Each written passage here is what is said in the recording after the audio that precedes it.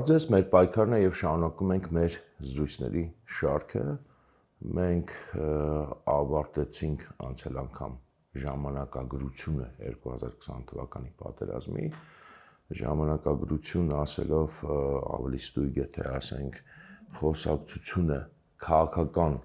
ասպեկտների մասին, պատերազմի հետ կապված արտաքին եւ ներքին, մինչեւ այդ մենք խոսել ենք, դա երևի կարելի է արդեն ասել վաղուց է եղել եւ որոշ չափով ամփոփել ենք պատերազմի ռազմական ասպեկտների մասին խոսակցությունը եւ նորից հասել ենք նոյեմբերի 9-ին արդեն քաղաքական այս խոսակցությունը ավարտելով ժամանակագրությունը ավարտելով հասել ենք նոյեմբերի 9-ին եւ խոստացել ենք պայմանավորվել ենք որ պետք է ամփոփենք մի կողմից թվում է հեշտ մյուս կողմից դժվար որովհետեւ նոյեմբերի 9-ի մասին կարելի է խոսել կարելի է գրել նույնիսկ հատորներ, այդքան կարևոր թեմա է դա եւ կարելի խոսել անverջ։ Մյուս կողմից ես ուզում եմ, որ մենք հնարավորինս այսպես առաջ գնանք, որտեղ էլի թեմաներ ունենք եւ հենց այդ պատճառով էլ մի քիչ դժվարանում եմ։ Հասկանում եք, չբացատրեմ, որ նոյեմբերի 9-ի մասին այս խոսակցությունը ամփոփիչ խոսակցությունը հերթական անգամ ամփոփումը, որտեղ մենք բնականաբար տարբեր առիթներով էլի խոսել ենք, ամփոփել ենք նաեւ, բայց ավելի sense ռազմական ասպեկտով, հիմա քաղաքականը պետք է ամփոփենք, ինքը տենց նրանով չի մենակ կարևոր, որ մենք գնահատենք անցյալը, ինքը առանցքային, որովհետև դա անցյալ չի։ Մեր մոտ, գիտեք, տենց մի հատ սովորություն կա, ինչ որ տեղի ունենում 5 րոպե հետո դառնում է անցյալ։ Չգիտեմ, ասել եմ այս հաղորդման մեջ թե չէ, բայց վերջերս շատ եմ դրա մասին մտածում։ Շատ արագ ամեն ինչ դառնում է անցյալ։ Դա անցյալ չի, դա ընդամենը 5 տարի առաջ է, դա ներկա է, որովհետև դրա ազդեցությունը, արդյունքները չեն անցել, մենք ապրում ենք եւ միգուցե դեռ երկար ժամանակ ստիպված, ուզած թե չուզած ապրելու ենք նոյեմբերի 9-ի արդյունքների մեջ եւ մենք չենք կարող վերաբերվել դրան որպես դե անցյալա, արի ներկայից խոսանք, այդ անցել գնացել է, չէ, ոչ միտեղ չի անցել գնացել։ Մենք ապրում ենք դրա մեջ, այդ որոշման, ոչ թե հետևանքների մեջ, հենց այդ որոշման մեջ չի կարելի դրան վերաբերվել որպես զուտ անցյալ։ Եվ բոլոր մեր խոսակցությունները, բոլոր մեր դիրքորոշումները, բոլոր մեր գնահատականները, չգիտեմ, քաղաքական կոչենք դրան, հանրային կոչենք դրան, ավելին, ես նույնիսկ ասեմ արվեստում, մշակույթում, բոլոր ոլորտներում, կրթության մեջ կախված են այս մեկ, այսպես ասած, ամսաթվից, նոյեմբերի 9-ից։ Ինչպես ենք մենք գնահատում, ինչպես ենք մենք վերաբերվում եւ նույնիսկ մեր բանավեճերի իրական կամ ոչ իրական լինելը, որքանով իրականում ենք բանավիճում ենք անկախ նրանից ինչքան թեժ խոսքեր ենք ասում, կախված է մեր դիրքորոշումից, մեր վերաբերմունքից այս շատ կոնկրետ ամսաթվի նկատմամբ հայոց պատմության։ Հետաքրքիր կերպով համընկավ, որ նկարահանում ենք այս զրույցը սեպտեմբերի 27-ին։ Ես չգիտեմ դուք երբ կտեսնեք, որտեվ տարբեր մեր հարթակներում տարբեր ժամանակ է հրապարակվում, այդպես է ստացվել մեր պայքարը, այս մեր զրույցների շարքը։ Իհարկե լավ կլինի մի քիչ կարգավորենք, բայց ցավոք սրտի չենք կարողանում, չենք հասնում, բայց նկարահանում ենք մենք սեպտեմբերի 27-ին, բոլորը հիշում եք սեպտեմբերի 27-ը, որ 5 տարի առաջ սկսվեց պատերազմը եւ այսօր կա որոշակի, չասեմ,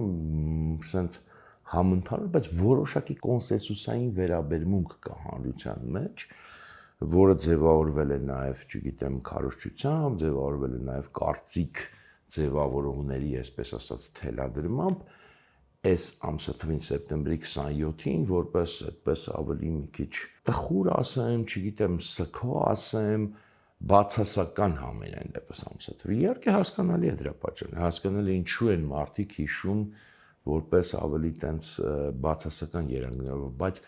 ես ուզում եմ շեշտեմ սխալ վերաբերմունքի ու շատ կարևոր է այս շեշտումը։ Սեպտեմբերի 27-ին 2020 թվականի 5 տարի առաջ ոչ մի բան դեռ պարզ չէր։ Իհարկե անցել է 5 տարի եւ այդ 5 տարվա մեջ մենք ամենաաներևակայելի բաների ականատեսն ենք եղել, լինում ենք եւ դեռ կլինենք։ Որտեղ իսկական եթե մենք մի պահ մտովի վերադառնանք 2020 թվականի սեպտեմբերի 27 կամ սեպտեմբերի 26 մեկ օր առաջ պատերազմից եւ ինքներս մեզ պատկերացնենք, որ մենք գնում ենք դեպի անցյալ, ասենք, չգիտեմ, ժամանակի մեքենայով եւ ինքներս մեզ ամեն մեկը ինքն իրեն պատմում է եւ ասում է, թե ինչ բաների, ինչ երևույթների, ինչերի ականատես ինքը եղավ, խոսքերից սկսած մինչև գործողություններ, մինչև իրադարձություններ։ Ես կարծում եմ, որ այդ 2020 թվականի մեր եսը,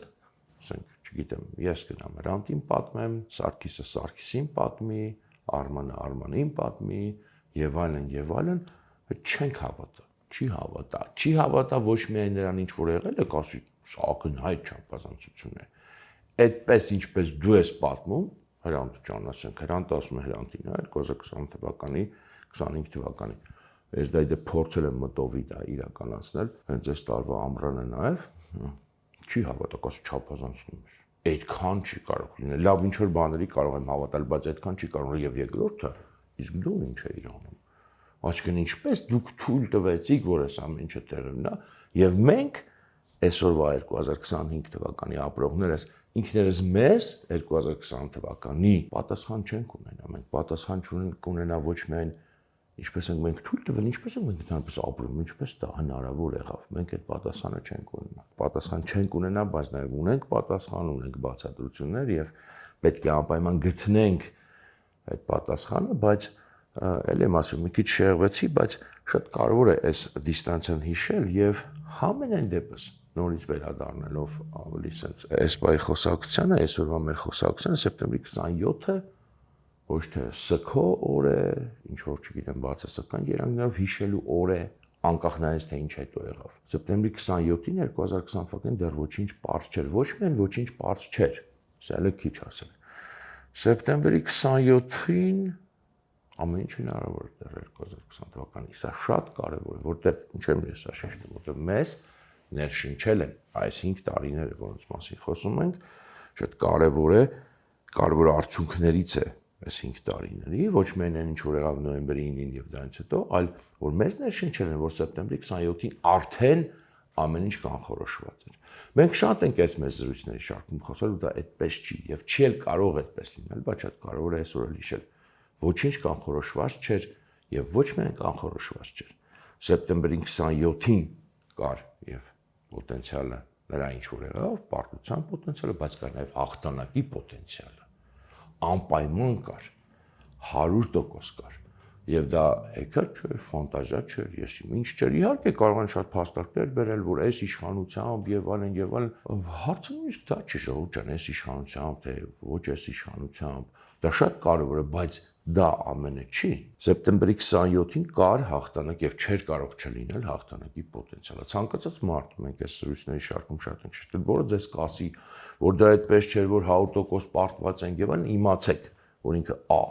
հազար ներողություն, բայց պետք է հստակ ասեմ, անգրագետ է, որտեղ ինքը չի հասկանում պատմությունից, չի հասկանում ոչ մի բանից, լավ ռազմական պատմությունից,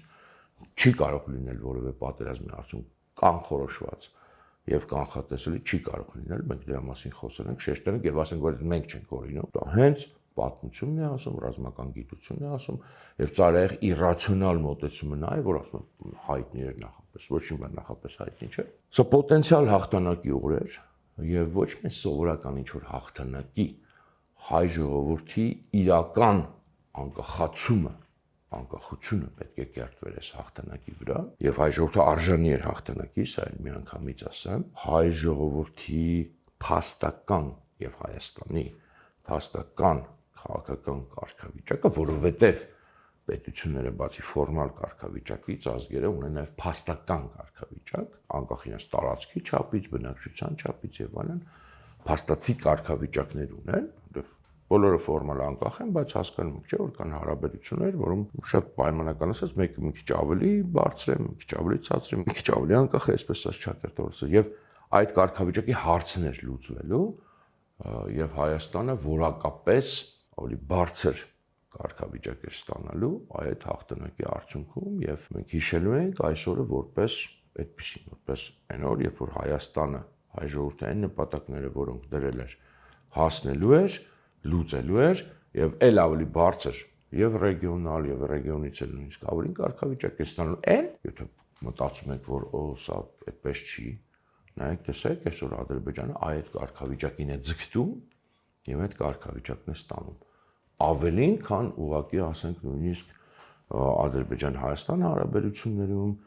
ավելի նույնիսկ քան զուտ Անդրկովկասի ռեգիոնում, ինչը որտեղ հաղթել է։ Որովհետև միջազգային հարաբերությունները, պետությունների միջև հարաբերությունները, ազգերի միջև հարաբերությունները այդ կարգավիճակների մասին են։ Ոչ թե նրա մասին է, որ ով ոնց գլուխներս ազատենք բոլոր դաղդերից ու ցավերից sense ամեն ինչ անտեսելով մի կերպ փախնելով իրականությունից ապրենք, ոչ, դա անհնար բան է, դա իլյուզիա է, դա պատրանք է, դա կարելի է ժամանակավոր է իլյուզիայի մեջ ապրել, այլ պետությունների միջև, ազգերի միջև կարգավիճակների պայքար է։ Այդպես է եղել միշտ եւ այդպես լինելու է միշտ։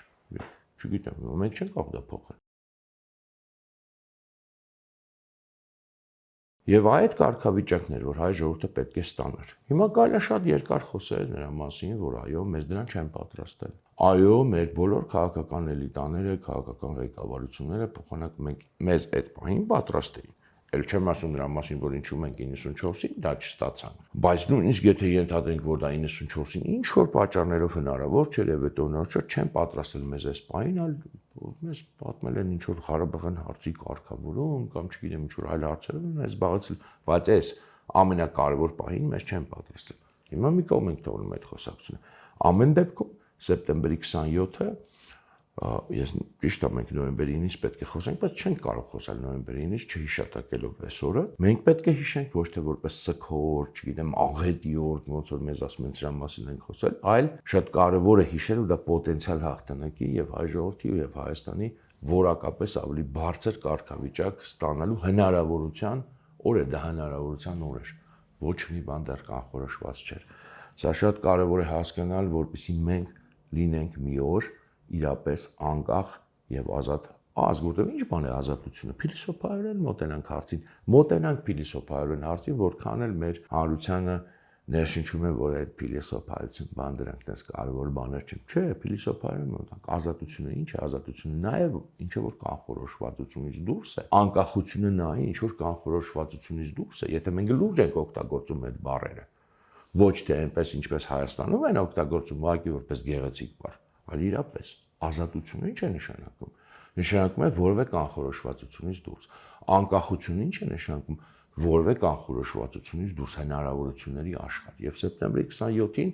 դեռ այդ հնարավորությունների աշխարհը մեր համար բաց էր եւ բացվում էր։ Սեպտեմբերի 27-ին աղետ չէր մեր գալիս մեր գլխին, սեպտեմբերի 27-ին բացվում էին հնարավորություններ ամենավատից մինչև ամենալավը։ Շատ ավելի լավը քան ունեինք, նաեւ շատ ավելի վատը քան ունեինք։ Մենք ընտրեցինք, ընդ որում մենք ըստ էության ընտրեցինք ոչ թե ստացվեց, այլ մենք ընտրեցինք վատ տարբերակը, դրան կգանք նոյեմբերի 9-ի տարբերակը, բայց մենք ունենք նաեւ մյուս տարբերակը՝ պայքարելու, դիմադրելու, որքան էլ ծանր լիներ, նահանջների թեկուզ գնով, բայց վերջում հաղթելու եւ հասնելու լրիվ այլ կարգավիճակի եւ ավարտելով այս մասը, այս հատվածը խոսակցության, այսօր շատ կարեւոր է, որ սեպտեմբերի 27-ին պետք է հիշենք ոչ թե բնական է, որ մենք հիշում ենք մեր զոհերին, բնական է, որ այդ մի քիչ այդ տրամադրությունը շատ նորմալ է, որ կա, ասենց ավելի լրջմիտ, ավելի, չգիտեմ, թեկուզ ոչ ուրախ բնականաբար տրամադրություն, դա բնական է, բայց մյուս կողմից մենք չպետք է դա երբեք վերածենք սգո օրի, աղետի օրի, աղետի մասին խոսացել ենք, աղետը չի կարող պայքարողը, կռվողը եւ պայքարող կռիվ աղետ համարվել։ Աղետը նա է, երբ որ դու կրավորական զոհ ես, ոչինչ բան չես կարող անել։ Ցեղասպանությունն է աղետ, ջարդերն են աղետ, մենք ունեցել ենք մեր պատմության մեջ։ Երկրաշարժերն են աղետ, երբ որ դու ուրիշի կռվի մեջ զուտ զոհ ես, ոնց որ 1941-ից 45 թվականներին մեր երիտասարդությունը մատաղ եղավ, այդ աղետ էր, այդ հայ ժողովրդի գլխին աղետ էր, եւ 15 թիվը 1915 թիվը աղետ էր։ Պայքարը կռիվ աղետ չի, որովհետև պայքարողը կռվող սուբյեկտը իր ճակատագիրը իր ձեռքում է, իրան չեն գալիս մորթում անզեն, չի կարելի աղետ կոչել 2020 թվականի պատերազմը եւ հատկապես սեպտեմբերի 27-ը ինչով էլ դրանք ավարտված լինեն, որովհետեւ մենք ամեն դեպքում պայքարողի կարգավիճակում ենք, կռվողի կարգավիճակում ենք, մենք միշտ բանակ ունենք մի բան, որ նույն 1991-ին մենք չենք ունեցել, երբ որ առաջին Արցախյանը սկսվել եւ մեր նախնիները երազել են նրա մասին, որ մենք ունենք, պարտվել է մեր բանակը, բայց մենք աղետի մեջ չենք եղել, մենք կրավորական զոհ չենք եղել եւ մեզ միլիոններով, 100,000-ներով, տասնյակ հազարներով չեն ոչնչացրել, անզեն եւ կրավորական։ Եվ մենք պետք է այսօր հիշենք սեպտեմբերի 27-ին ընդհանրապես։ Մի քիչ սպասվածից երկար է այս խոսակցությունը, Պետք է բայց կարևորը մենք պետք է հիշենք պայքարի օր որպես, պետք է հիշենք այն մարդկանց, որոնք պայքարեցին, որտեղ մարդիկ ռազմի դաշտում պայքարում էին, կռվում էին, նրանք չէին գնում ռազմի դաշտ մտածելով, որ մենք թույլ ենք գնում ենք, բարտվենք, խուսափելի է, ոնց որ Երևանում նստած իմաստուններն էին խոսում, մարդիկ գնում են կռվի դաշտ, ռազմի դաշտ, կռվելու, հաղթելու համար։ Այդ մարդկանց պետք է հիշենք, դա պետք է գնահատենք եւ նրանց, որոնք զոհվել են, եւ նրանք, որոնք ողջ են մնացել։ Մենք զոհվածներին չի, որ պետք է հիշենք։ Մենք ողջերին էլ հիշենք եւ որովհետեւ նրանք պայքարի համար են գնացել, նրանք պայքարել են, պայքար է եղել սեպտեմբերի 27-ից մինչև նոյեմբերի 9, 2020 թվականի մարդիկ պայքարել են իրենց երկրի համար, իրենց անկախության համար, իրենց ազատության համար, իրենք մեղավոր չեն հայկական քաղաքական էլիտաները, քաղաքական ղեկավարությունը ինչ են արել կամ ինչ չեն արել, իրենք պայքարել են, մենք դա պետք է հիշենք, հետո դա պետք է ոգեկոչենք, դա պետք է փոխանցենք մեր սերունդներին, որովհետև դա է միակ մեր ապագայի, մեր ներկայի հույսը, չգիտեմ, տեսլականը, ամեն ինչը, այդ պայքարի հոգին, այդ կռվի հոգին, ոչ թե պարտության, ոչ թե ընկճման, ոչ թե աղետը 1980 էլի Աստված չտա ձեր հետ, մեր հետ, որևէ մեկիս հետ է թվում, ովքեր աղետ են ասում, իսկականից աղետ լինի։ Մեր պապերի հետ եղել է աղետ, պապերի ծնողների հետ եղել է աղետ։ Մենք 1000 ներողություն եւ Աստված չտա որ տեսնենք, մենք չենք տեսել աղետ, մեր սերունդը չի տեսել աղետ։ Հայոց պատմության մեր սերունդը փառք Աստծո աղետ չի տեսել։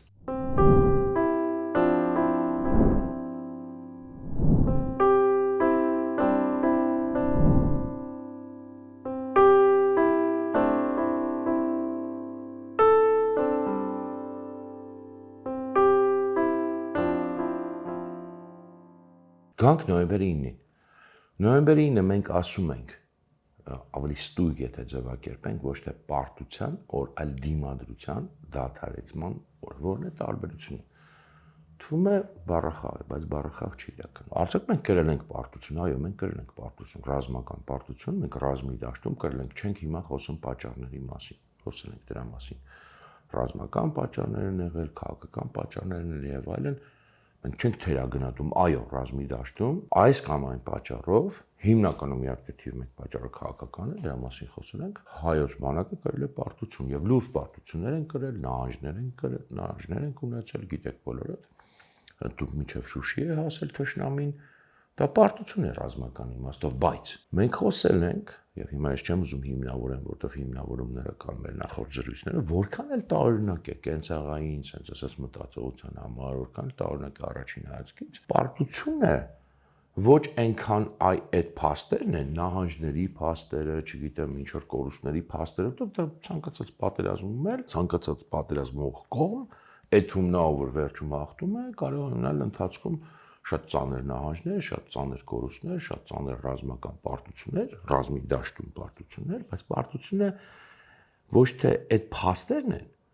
եթե ինչ որ բացառիկ դեպքերը հանում են, կամ բացառիկ դեպքեր, օրինակ, չգիտեմ, թշնամին մտնում է քո մայրաքաղաք, ոչնչացնում է քո պետությունը, կան նման դեպքեր, երբ որ անվիճելի է, այսպես ասած, պարտությունը, ռազմական պարտությունը եւ պարտությունը ընդհանրապես համընկնում են, բայց այդ բացառություն են պատմության մեջ եւ էլի Աստված հեռու պայի, մենք նման պարտություն չենք կրել, մենք նման բան չենք տեսել, Աստված դա չտեսնի։ Թշնամին չի մտել մեր մայրաքաղաք, չգիտեմ, նույնիսկ մեր մեծ քաղաքներ եւ այլն, մենք այդ ամենը չենք տեսել։ Ինչ որ օրինակ այսօր Ուկրաինայի ժողովուրդը տեսնում է իր մայրաքաղաք չի մտել, բայց համարյա մտել էր։ Մատույցներն էր մտել, քաղաքներն են ռմբակոծում, այդ իսկական պատերազմը, այդ տիպի պատերազմը լավ չասեմ, իսկական մենք չենք տեսել։ Եվ երբ որ այդ չկա, իսկ դա ասում եմ, էլի բացառիկ դեպքեր են, չգիտեմ, համաշխարհային պատմության մեջ, ռազմական պատմության մեջ, մատների վրա երևի, մատների վրա չէ, բայց քան որ շատ են պատերազմներ եղել բնականաբար, բայց մեկը, ասենք, չգիտեմ, 1% են, 2% են նման դեպքերը։ Հիմնականում դա չի, հիմնականում պարտությունը նա է, երբ որ դու ես ընդունում պարտություն։ Անկախ քո նահանջների չափից, կորուստների չափից, տարածքային, մարդկային պարտությունը կամ հաղթանակը հակառակը ավելի շատ հոգեբանական կամ հոգեբանական չի, քաղաքական որոշումն է, որ դու ընդունում ես, որ դու պարտված ես։ Եվ սա ես չեմ ասում։ Ես գիտեմ, որ ասենք շատ զարմանալի բան եմ ասում, մեր ոնց թե այդպես ինչա խոսում, դրա համար եմ շեշտում, ես չեմ ասում։ Սա ասում է ռազմական գիտությունը, դասական, արևմտյան ռազմական գիտությունը, որին հայոց իմաստունները բնականաբար ծանոթ չեն էլ ուզում ծանոթանալ, դա իրենց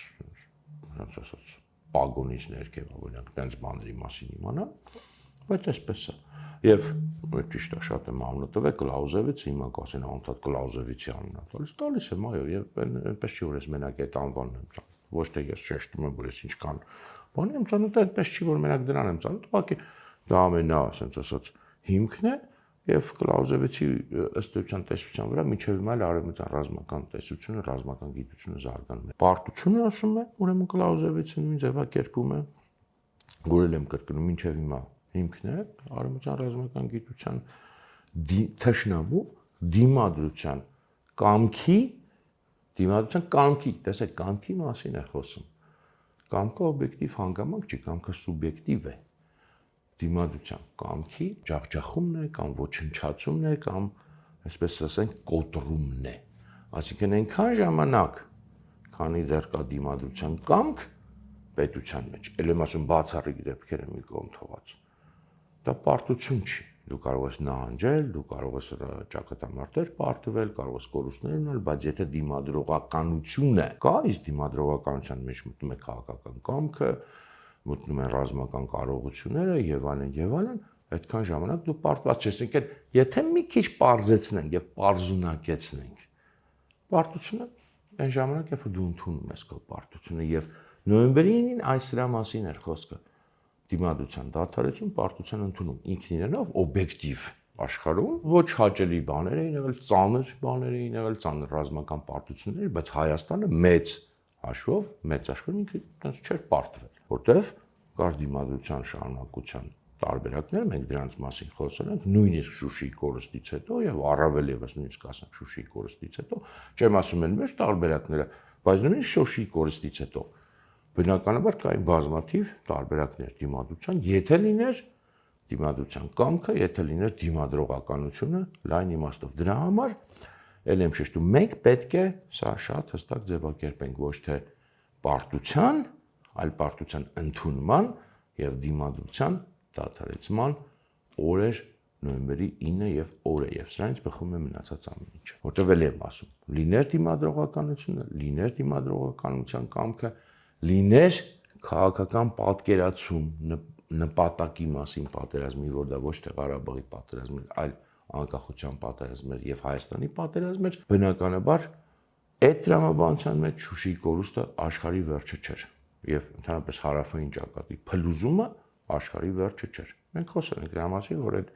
մեծ ռազմաճակատում մի ճակատում ենք մենք ըստ էության ունեցել նահանջներ, շատ կարևոր ճակատում, շատ կարևոր նահանջներ, բայց մեկ ճակատում եւ նույնիսկ ճակատի մի հատվածից ըստ էության դա սկսվել է ոչ թե ամբողջ նույնիսկ հարավային ճակատը, այլ հարավային ճակատի մի հատվածը։ Այստեղ շատ կարևոր է արձանագրել, որտեղ մենք նախորդ մեր զրույցներում խոսել ենք, ինչ քաղաքական կոնտեքստի մեջ է ներքին այս հասունանում, եւ մենք տեսել ենք, որ ըստ էության նոյեմբերի 9-ը, այսինքն դիմադրության դադարեցումը, արդեն մենք հասկացանք, ինչի հենց դիմադրության դադարեցումը պետք է ասել, ոչ թե պարտությունը շատ ընդհանուր բան է, դա այն է փաստորեն, ինչին որ ձգտում էր, ինչը որ քարոզում էր, ինչը որ նախապատրաստում էր, ըստ էության ամբողջ մեծ մասը, լավ sense ասենք, հայկական, քաղաքական վերնախավի, առնվազն քաղաքական ենք վերցնում, որ հիմա շատ չխորանանք, չլայնացնենք։ Մենք տեսանք, որ այսպես ասած, ընդդիմադիր վերնախավներ դրան ձգտում առաջի օրվանից պատերազմի քարոզում էր, նախապատրաստում էր, փաստերով արդեն տեսանք։ Հիմա արդեն այդ պնդումը կարող ենք անել առանց երկար ու բարակ հիմնավորելու, որտեղ մենք դրա մասին խոսել ենք, շատ երկար փաստեր ենք ցույց տվել։ Եվ ի վերջո առաջին հայացքից թվում էր այն ժամանակ, որ իշխող խումբը այդ դրամաբանության մեջ չի, հակառակ դրամաբանության մեջ է, դիմադրության դրամաբանության մեջ է, բայց մենք տեսանք, որ առնվազն ինչ որ պահից նրանք էլ մտան այս դրամաբանության մեջ եւ սկսեցին նախապատրաստել այս հանձնվելը, չնայած արտակուս դեռ երկար, մինչև հոկտեմբերի վերջ կոնե խոսում էին մինչև վերջ պայքարից, դիմադրությունից եւ 44 օր չի կարող տևել մինչև վերջ պայքարը, չի կարող, մինչև վերջ պայքարը շատ ավելի տևական բան է, սա խոսել ենք, բայց նույնիսկ կապ չունի, ենթադրենք այն մինչև վերջի օրը իրանք պատրաստ էին պայքարելու, վերջին օրով, ասենց ասած, հանձնվեցին, այս չի հիմա էականը, էականը նա է, որ նոյեմբերի 9-ին այդ երկու բևեռը ասենց ասած իշխանական եւ ընդդիմադիր միացան։ Նիկոլ Փաշինյանը նոյեմբերի 9-ին արեց այն մեծաշով, ինչը որ պատերազմի ոչ միայն սկզբից, այլև պատերազմից առաջ էլ կարելի ասել եւ հետո էլ իրենից պահանջում էր կամ որպես նպատակ էին դնում բաց կամ քողարկված, շատ հաճախ նաեւ բաց, այսպես կոչված ընդդիմադիրները, քննադատները եւ մինչեւ հիմա էլ էլի շատ են խոսել դրա մասին։ Ինչ են ասում։ Ասում են Նիկոլ Փաշինյանը պետք է 19 թվին համաձայնվեր է, չգիտեմ, խոսափեր պատերազմից։ Չգիտեմ, այս բոլոր խոսակցություն, գիտեք, հիմա չեմ ասում, բոլորը այդ են ասում։ Եվ Նիկոլ Փաշինյանը արեց ինչ որ ես չգիտեմ, մի կողմ ենք թողնում էլ այն հարցը, թե մինչև նոյեմբերի 9-ը ինքը ինչ էր մտածում, խոսել ենք դրա մասին, բայց համենայնպես վերցնենք այս ամենաարտաքին պատկերը, նոյեմբերի 9-ին ինքը արեց ինչ որ իրենից այդ բոլորը, գրեթե բոլոր խոշոր ուժերը, բոլոր նախկին էլիտաները պահանջում էին ինչ դիմադրություն, ինչ բան մենք պետք է հանձնվենք, սա էր իրենց քարոզը, էլ եմ ասում, բաց կամ քողարկված։ Եվ ինքը արեց։ Եվ իրենք համընկան, եւ նոյեմբերի 9-ից հետո դեռ ինքը համաձայնվեց նրան, ինչ որ պահանջում էին իրանից, այդ այսպես կոչված Լավրովի պլանին։ Հիմա էլ այդ խոսել ենք, որ դե չէ, եթե մինչև պատերազմը աներ, պարտվելով չլներ եւ այլն, խոսել ենք, որ դեմագոգիա է, նույն բանն է մեծ հաշվով, նույն դրամաբանությունն է եւ այսպես ասած նոյեմբերի 9-ն էլ երբ որ այդ դաստորագրում էին, հիմնավորում էին, որ փրկենք Արցախի մնացորդը, փրկեցին, ճակերտավոր իհարկե, բոլորս տեսանք ոնց փրկեցին, բոլորս տեսանք, թե ինչպես ռուսական խաղապահ զորքը այդ անվտանգության գերերաշխիքը, ինչպես երաշխավորեց անվտանգությունը եւ ինչպես մենք մնացորդը փրկեցինք, բայց այդտեղ շատ կարեւոր է, որ մենք արձանագրենք, որովհետեւ գիտեք, մինչեւ հիմա իրանք իրար կոկորտ են գործում, վիճում են, անհաշտ թշնամիներ են, չէ՞ ժողովուրդ ջան, ես ասում եմ եւ այսպես ասած պաշտոնյաներին եւ կողմնակիցներին, երկու ճամբարների, դուք նոյեմբերի 9-ից հետո իրար մրցակից չեք, թշնամի չեք, հակառակորդ չեք, այդ ձեզ է թվում։ Առնվազն նոյեմբերի 9-ից սկսած դուք նույն դիրքում եք, դուք համաձայնվել եք նրան, հիմա ասում եմ իշխանության պաշտոնյանի իբր դուք տենց մեծ, ասենց ասած, բանի մեջ եք այդ մյուս ընդդիմադիր, այսպես կոչված ճամբարի, չէ, դուք նույն բանն եք ասում, դուք արել եք ինչ որ իրենք պահանջում էին, դուք վերցրել եք այն դրոշը, որը իրանք բարձրացրել էին, դուք իրենց ասում եք 5-րդ շարասյուն, դուք կատարել եք 5-րդ շարասյունի հիմնական պայմանը եւ պահանջը, դուք դա արել եք, դադարեցնել դիմադրությունը եւ հիմա էլ միասնական ուժերով բոլորդ միասին քարոզում եք, որ հայ ժողովուրդը որևէ տարբերակ չուներ հաղթելու, շանս չուներ հաղթելու, դատապարտված էր պարտվելու եւ ավելին դատապարտված է հաշտվելու պարտության հետևանքների հետ։ Դուք միասնական ճամբար եք, դուք մի ճամբար եք, ձեր վեճը ներընտանեկան վեճ է։ Ընտանիքներում էլ են վեճեր լինում, ընկերների մեջ էլ են շատ ուժեղ վեճեր են լինում, հարազատների միջև դուք հարազատ եք, դուք բարեկամ եք։ Երբեք չմտածեք, որ ինչքան ուժեղ էլ դուք իրար հայոյեք, մեր նման մարդկանց համար, ազնիվ հայերի համար, բանական հայերի համար, ձեր վեճերը տարբերություն չեն տալիս, այդ ձեզ է թվում։ Մենք դա նայում ենք կողքից եւ ասում ենք, ինչի մասին են վիճում այս մարդիկ։ Ես գիտեմ, որ շատ թեժ եք դուք վիճում, նաեւ ձեզ ուզում եք, որ տես թեժ թվա, բայց հավատացեք, չեք համոզում։ Մենք կողքից նայում ենք եւ ասում ենք, այս պարտության պարազիտները, այս պարտության սիրահարները, այս պարտությամբ հպարտները, այս խեղճերը, այս խեղճության քարոզիչները, թուլության քարոզիչները, ինչ են իրար հետ այդքան վիճում, ծիծաղելի է, չկա այդտեղ ոչ մի բանավեճ, չկա այդտեղ ոչ մի բովանդակություն, վիճում եք նրա մասին երբ էր ճիշտ հանձնվել, իսկ դուք դրա մասին եք վիճում, ուրիշ բան չկա ձեր մեջ, երբ էր ճիշտ հանձնվել, որ օտար պետությանն է պետք հանձնվել մաքսիմումը, որ օտարի հովանավորությունն է ավելի ճիշտ է, սա ձեր վեճը, խղճուկ վեճը, խղճուկություն քարոզող մարդկանց որևէ տպավորություն դուք մեր վրա չեք թողնում, ինչքան էլ ուժեղ իրար հայոյեք, ինչքան էլ իրարից իբր տարբերվեք, զրո տարբերություն կա։ Ես իմ անունից չեմ ասում, բոլոր այն մարդկանց անունից, որոնք նայում են կողքից այդ իրավիճակից դուրս են եւ հանձնման փիլիսոփայության մեջ չեն, պարտության փիլիսոփայության մեջ են եւ այդ ձեր պարտության պարազիտների աղանդից չեն, որովհետև դուք պարտության պարազիտներ եք, դուք սիրում եք պարտությունը, դա ձեր լավ է, դա ձեր բնական միջավայրն է, դուք ոնց որ գործեր լինեք ճահճում, դուք լավ եք ձեզ զգում, դուք նույնիսկ գովաբանում եք, դուք նույնիսկ հասել եք նրան, որ համարում եք, որ դա Հայաստանի անկախության սկիզբն է, չգիտեմ ինչն է, այն մյուս կողմն է ճիշտ է բողոքում այ, բայց ոչ մի այլ դրանք չի առաջարկում։ Մենք ավելի լավ պայմաններով կստանայինք, այս պարտության բանը վերջ էտա ձերը։ Դուք չմտածեք, էլի եմ ասում առաջ արդեն, չմտածեք երբեք, որ եթե հայոյանքի, այսպես ասած, աստիճանը մի 100 անգամ էլ ավելացնեք միմյանց նկատմամբ, մեզ համոզելու եք, չեք համոզելու։ Սկսած նոյեմբերի 9-ից 2020 թվականի դուք նույնն եք, չգիտեմ, այսօրվա իշխանության կողմնակիցը լինեք, այսօրվա իշխանության ատողները լինեք, միմյանց ատողները լինեք, դուք նույնն եք, երբեք չմտածեք, որ ձեր մեջ տարբերություն կա։ Այդ պատրանքը չապրեք, դուք չեք կարող մեզ դրանում համոզեք։ Իզուր տեղը մի բան արեք, մի էլ փորձեք։ Դուք ձեր մեջ ինչին հավատում եք, դա ձեր իրավունքն է, Աստված ձեր հետ, ձեր գործն է։ Մեզ դուք չեք կարող համոզեք, մեր աչքերում դուք լրիվ նույնն եք։ Եվ մյուս բանը, որ ուզում եմ խոսեմ, եւ երևի այսօր արդեն ավարտեմ, ինչպես միշտ սպասվածից երկարեց։ Էլի բայց խոսել ենք այս թեմայից, բայց ուզում եմ շեշտել։ Պարտությունը, նույնիսկ պարտությունը ընդունել է, ինչպես ասացինք, դիմադրության դադարեցնելը մի բան է, մի թեմա է, այլ բան է